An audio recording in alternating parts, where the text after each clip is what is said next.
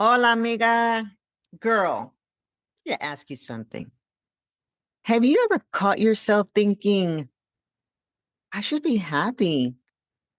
So why don't I feel like it? Like everything looks okay. You have a job, you're handling your responsibilities, you're showing up. Some of the things you have right now, you once prayed for.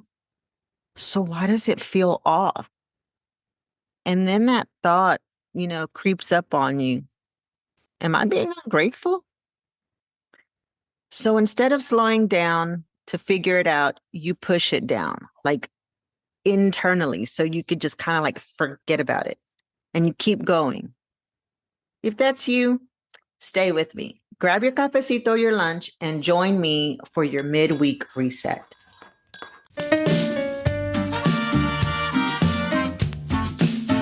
Okay, amiga, let's talk. There comes a moment when growth calls you higher and you're trying to figure it out all by yourself. You're evolving, you're questioning, you're rebuilding, and maybe you're wondering, what's next? Girl, I'm so glad you're here. Welcome to Extreme Rebrand, a Mommy on a Mission podcast, a space for women ready to heal, rebuild, and walk confidently in their God-given purpose. If you're ready for your next level, then I'm your girl. I'm Mariana, founder of Mommy on a Mission and creator of the Empower Her program, and I'm ready to meet you right where you are. So pour your cafecito and sit with me for a while. This is your Cafecito Hour. Hey, amiga, welcome back to Extreme Rebrand, a Mommy on a Mission podcast. I'm Mariana, your personal rebrand strategist, and this is your midweek reset. This is where we pause, get honest, and realign with what actually matters. And today, we're talking about that feeling when life looks good on the outside, but something doesn't feel right on the inside. And so I want to anchor this from Matthew 11:28. It says, "Come to me, all you who are weary and burdened, and I will give you rest." I just love that because I don't think you're ungrateful or that I was feeling ungrateful or being ungrateful. I think you might be tired in a way that sleep just doesn't fix it, right? Like you are saying, oh my God, I just want to sleep. I just want to take a nap. I just want to get some rest, right? And then you wake up and it's like, ugh, why do I still feel this way? Well, guess what? I know this feeling because I've lived it. There was a season where everything looked good. Everything was fine. I was working, I was serving, I was getting things done. But if you looked at my life from the outside, you would have said, she's good. But internally, on the inside, I was tired. I felt drained and not the kind of tired that a nap fixes, that kind where you wake up and you're still tired. Like I am tired of feeling tired.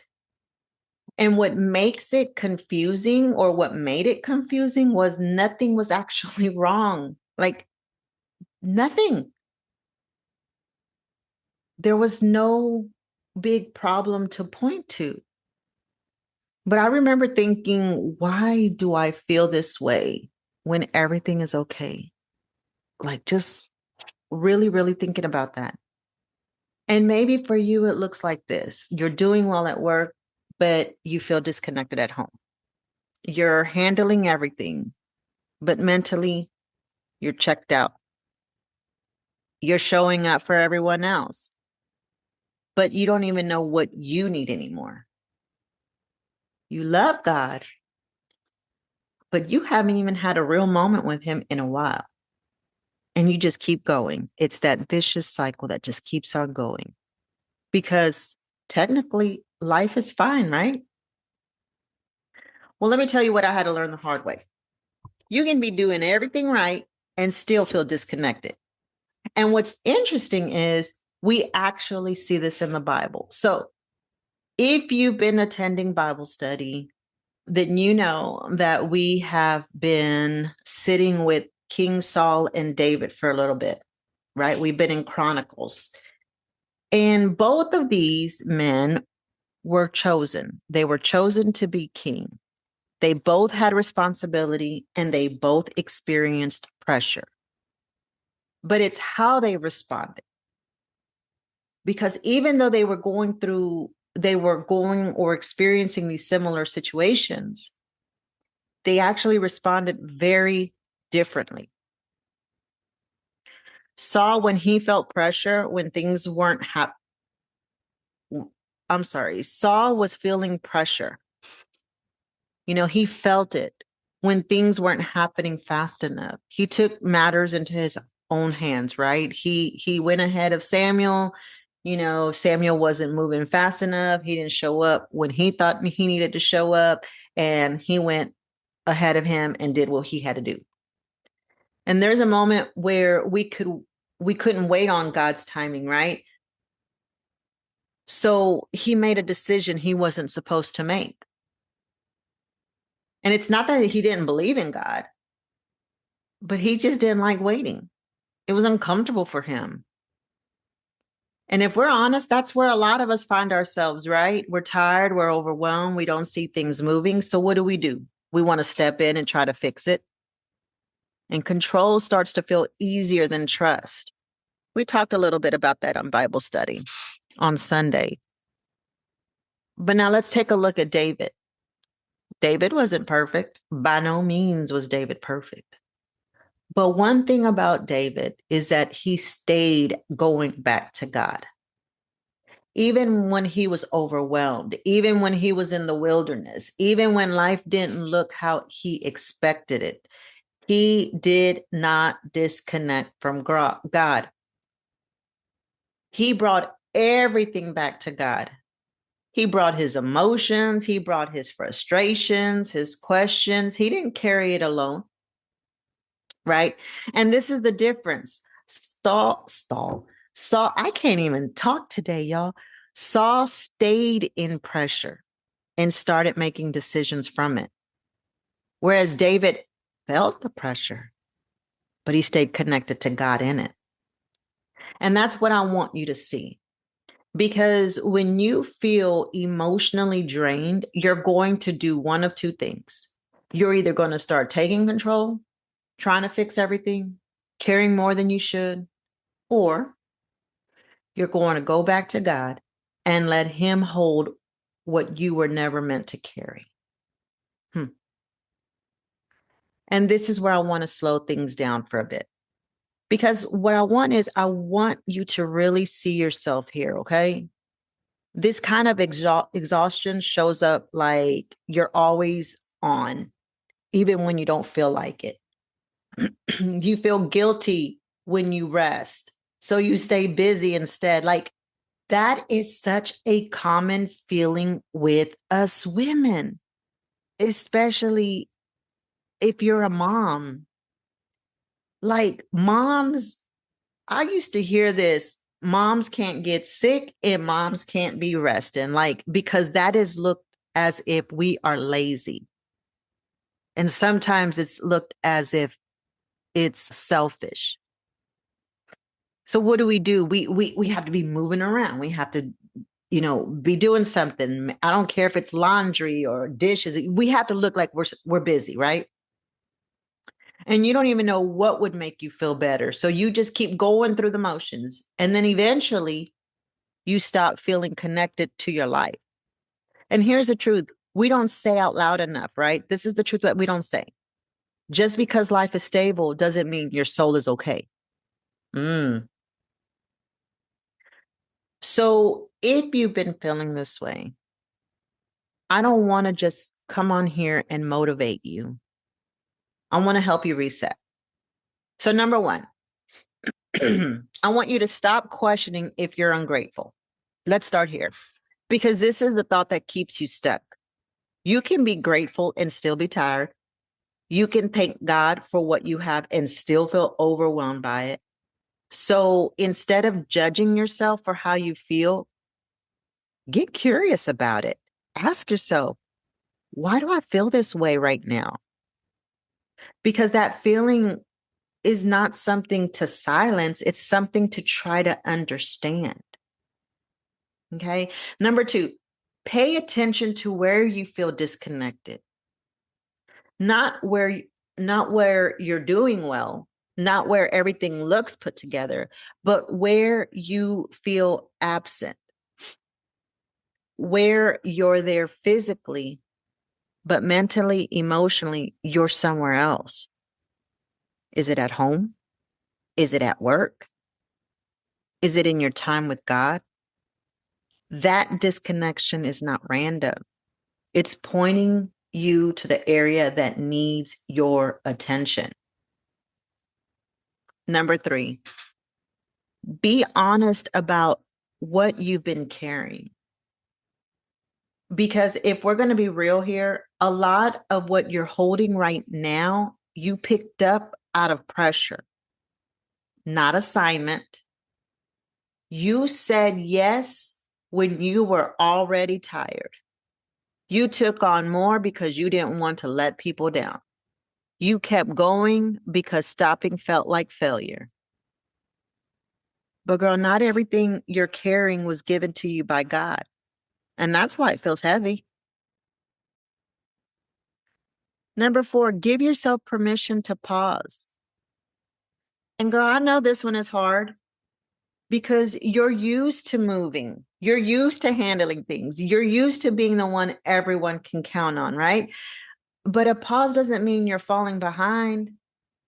A pause means you're making space to breathe, to think, to come back to yourself. Shoot, even Jesus stepped away. So this week, what would it look like to pause without guilt? Without guilt. Number 5, go back to God first, not when you have time. This right here, this is what changes everything. Because a lot of times we go to God after we've tried everything else and we've thought it through and we've stressed about it after we've carried it on our own. Then we say, okay, God. But y'all, that's not the invitation. God says, come to me. And what he's trying to say is, come to me first. Before you start overthinking, before the fixing, before the burnout. And maybe that's the reset you need this week. Not doing less, but doing or going to him sooner. All right, so let me ask you this. Right now, where in your life do you feel the most off? Even though everything looks okay, everything looks fine. But where in your life do you feel the most off right now? What have you been pushing through instead of paying attention to? What are you carrying that's draining you, but you keep saying, it's fine, it's fine. But you're like, I'm tired. I can't be doing this anymore. And when was the last time you actually slowed down long enough to check in with yourself? Some of us don't even do that. Some of us don't even pause long enough to check in with ourselves. I mean, because you have to have self-awareness. Be self-aware. You've got to take care of you first.